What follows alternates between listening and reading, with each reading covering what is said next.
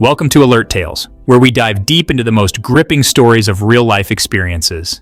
If you love tales that evoke emotion, spark conversation, and connect us all, you're in the right place. Don't forget to hit that subscribe button and join our community for more captivating stories that will keep you on the edge of your seat.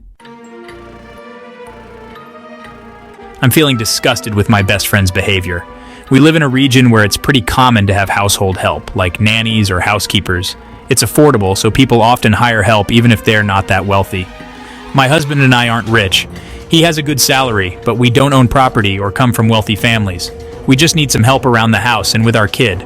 So we decided to pay our housekeeper a fair wage, actually about 30% more than the average in this line of work, plus other benefits that my husband receives, like an extra salary in December.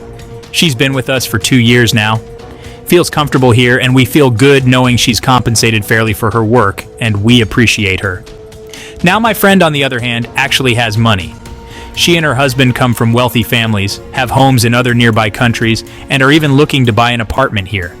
They have 10 credit cards. They pay in full, and just use them for the miles and points. Great cars, and access to tons of financial resources.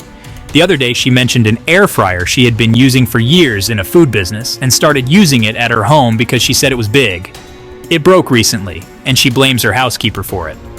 From what I can tell, the air fryer was on its last leg from all the years of heavy use in the business, and of course, things like that wear out over time. Here's the kicker. She told me she's deducting the cost of the air fryer from her housekeeper's salary, without her noticing.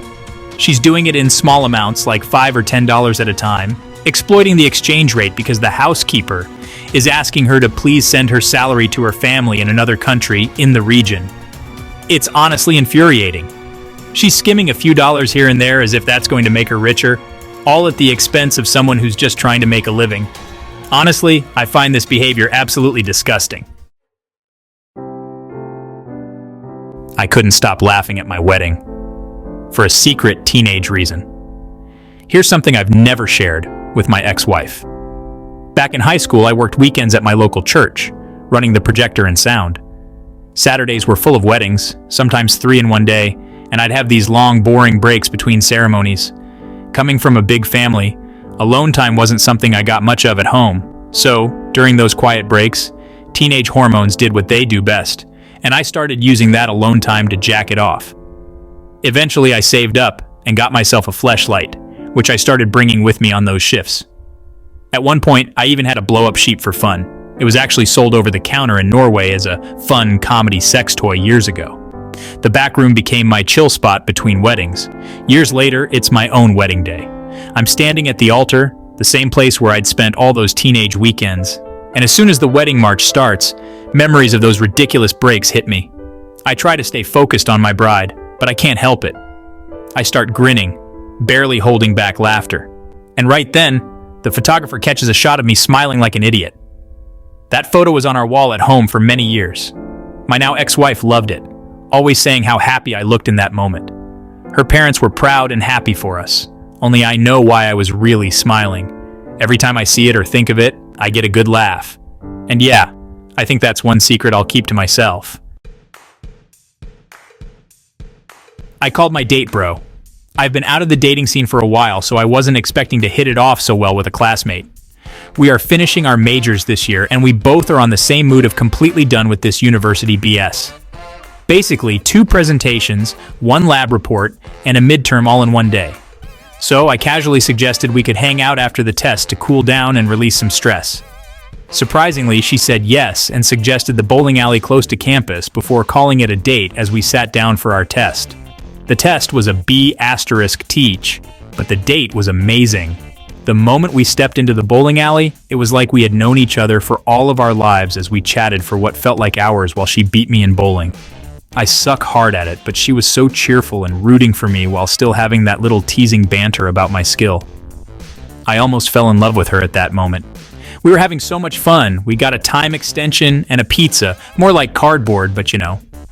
Afterwards is where my mouth ran its course, and as we were leaving our separate ways, I said, "What an amazing night, see you later, bro," and lifted my fist for a fist bump. I am a bit of a regular with my best friend, and my body went full autopilot. At that moment, My entire world collapsed around me as my embarrassment went through the roof. But before I could pull away from it, she gave me a fist bump followed by a kiss on my cheek and a "Thanks, bro. Hope we can do it again." My heart wanted to explode from embarrassment and excitement at the same time as she walked away before waving me to call her later with a big happy smile. I returned to my car and I could feel the heat radiating away from my cheeks. I know I should call her, but that moment keeps repeating in my head every time my thumb hovers over her number. Update. After I returned to my apartment, I gave her a call, and the first thing she does is say, "If it isn't my favorite bro." I once again was dying of embarrassment, yet she said it with a playful tone. I immediately apologized for what happened, but she didn't think much of it outside of being cute. So that went well, and we set up a second date for this weekend. I saved a girl from being raped, and I still think about it every day. I'm a 27-year-old female, and this happened when I was 21. I was at a house party with a fair amount of teenagers present. I was there hanging out with a couple of people my age. There were only 2 other girls, both maybe 16 or 17. At some point in the night, I was sitting by the bonfire alone and separated from the group.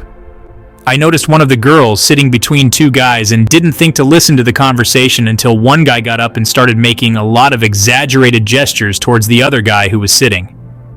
I listened and caught on that guy number 1 was trying to convince the girl to sleep with guy number 2.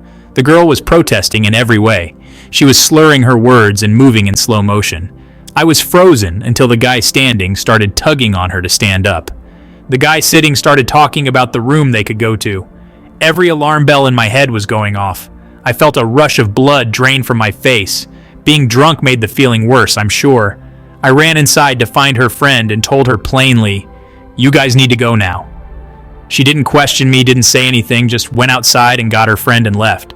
To this day, I don't know how she instantly knew how serious it was, but I'm so thankful she didn't brush me off or something. She saved her friend.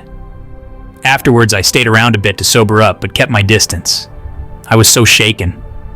I told the guy I was there with what happened, and he didn't seem to think it was a big deal. Said they'd known each other since they were kids and it was fine, that they're all drunk. She was more drunk than those boys were 100%. I never spoke to any of those people again. This did some numbers, so I want to add a personal anecdote. I think a situation like this would stick out to anyone if they were involved in it. But it was a particularly healing experience for me. I was not a local in this town. I was only living there for a short while with my parents. I had moved in with my parents because I had been raped a few months prior, and it destroyed my life. I dropped out of school, lost all my friends, moved states away, and my mental health went to shit. When I was raped, another girl was there. I mean there. In the room. Having sex with the guy while he was raping me. I was clearly wasted. I fell 3 times walking to my room and could barely talk. I couldn't undress myself. She let it happen. She didn't care. When I asked her the next day about it, if she felt like that was consensual for her, she blew me off and blocked me. She knew he raped me. So yeah, I'm glad God put me at that party that night. In that moment, I felt like I did for her what no one did for me, and I was thankful. My dad told me my sister was pregnant on my wedding day. I've been trying to have kids for 3 years now. I've lost 2 pregnancies. My sister got her IUD out and immediately got pregnant, and I have a 2-year-old niece. And as jealous as I was when she was a baby, it's easier now that she's a toddler. She's her own little person, and she's blonde like her parents, and she takes after them in ways that my own child probably wouldn't. It's harder with pregnancies and babies because they're not really different yet. They seem almost interchangeable, like my baby would have looked just like that, you know?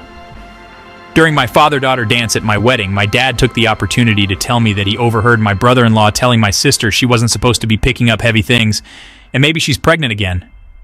I get that he's excited. I do. I love her, and I want the best for her too. But timing? It's been 2 months almost since then, and I haven't heard from my sister yet if she's actually pregnant, so we'll see.